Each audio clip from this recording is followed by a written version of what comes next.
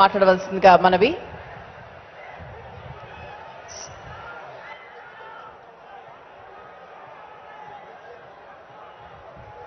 జై జగన్, జై జగన్, జై జగన్, జోహార్ వైఎస్ఆర్.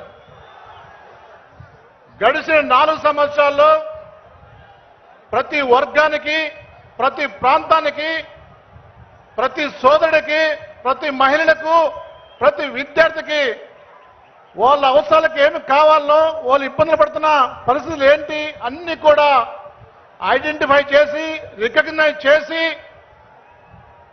ఈరోజు దేశంలో ఎక్కడా లేని విధంగా ఒక దేశానికే రోల్ మోడల్ ఉన్నట్టు ఉన్న మన గౌరవ ముఖ్యమంత్రి జగన్మోహన్ రెడ్డి గారి యొక్క రాప్తాడు సభకు ఈరోజు లక్షలాది మంది రాయలసీమ వచ్చిన ఆత్మీయ సోదరులందరికీ కూడా నమస్కారం తెలియజేసుకున్నాను. మిత్రులారా, శ్రేయభిలారా, మీకందరూ కూడా తెలుసు, గడిచిన 70 సంవత్సరాల్లో ఈ రాష్ట్రంలో పరిస్థితులు మీకు తెలుసు.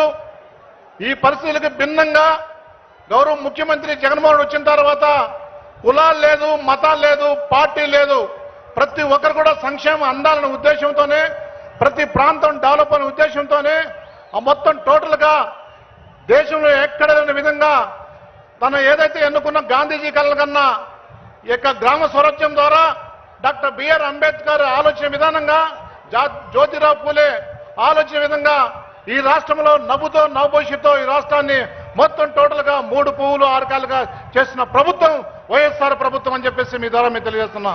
ఎందుకంటే ఈరోజు చూడు, మనకు అన్ని రంగాల్లో ఈరోజు పురోగతి సాధిస్తున్న ఏకైక రాష్ట్రం దేశంలో ఆంధ్రప్రదేశ్.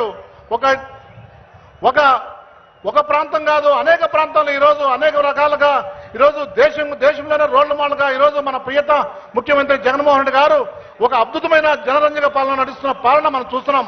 అందుకే ఈరోజు కౌరులంతా ఒక దిక్కున, అర్జునుడంతా ఒక దిక్కున.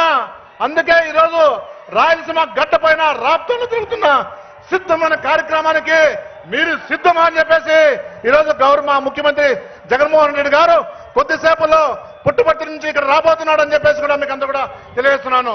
మీరందరూ కూడా ఖచ్చితంగా రాబోయే కురుక్షేత్రంలో ఖచ్చితంగా వైఎస్ఆర్ కాంగ్రెస్ పార్టీకి, వైఎస్ఆర్ కాంగ్రెస్ నిలబెట్టిన అభ్యర్థులందరూ కూడా ఫ్యాన్ గుర్తుకేసి అత్యంత మెజార్టీతో 2019 ఏదైతే రికార్డు వచ్చిందో దాన్ని కూడా అధిగమించాలని చెప్పేసి కోరుకుంటూ ఈ అవకాశం అందరూ కూడా సరే ధన్యవాదాలు. జై జగన్. ధన్యవాదాలండి. సభా కార్యక్రమంలో భాగంగా ఆ తర్వాత మంత్రివర్యులు అంజాద్ భాషా గారిని మాట్లాడవలసిందిగా మనవి.